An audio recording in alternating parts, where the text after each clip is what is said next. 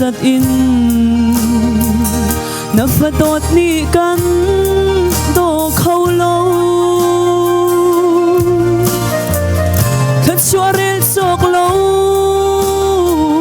in na ka pek tho na ka pek sat kan pe khâu lâu do tu boy pa nang ma do chin kan tu ka chin long tha sang ka ro nak ti la ka cho va ti la in do chin kan du kam hang lo na sun par nak sa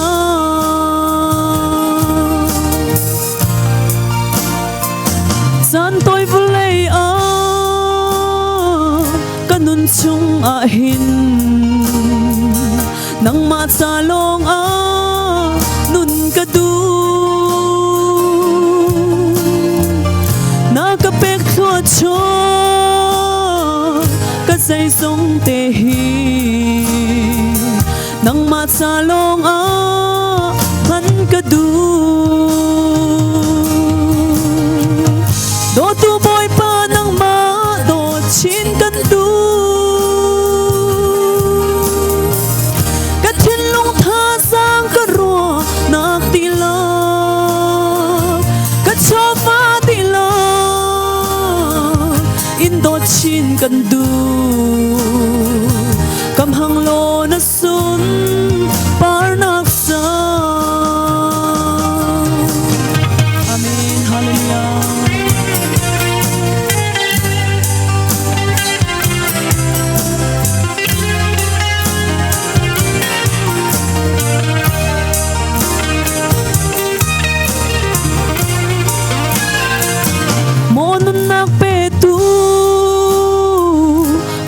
Chi piak tu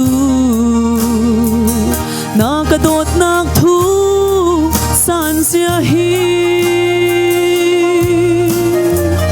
ka pum mai khang tiang zong in pem hanin chun ni arul khau lo boy pa do tu boy pa nang ma do chin kan du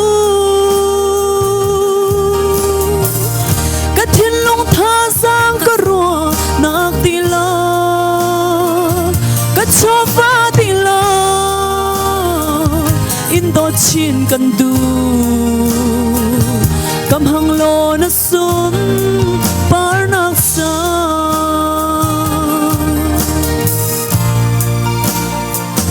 mo do tu boy pa kanun nak a hin nang malong ni mun malalo Chalo se tan sam hun la se nang ma sa long a nun ka du do tu boy pa nang ma do chin kan du ka thin long tha sang ka ro nak ti la ka cho va in do chin kan du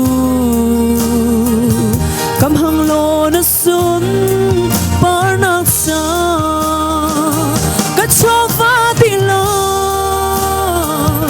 in do chin kan du kam hang lo na sun par nak sa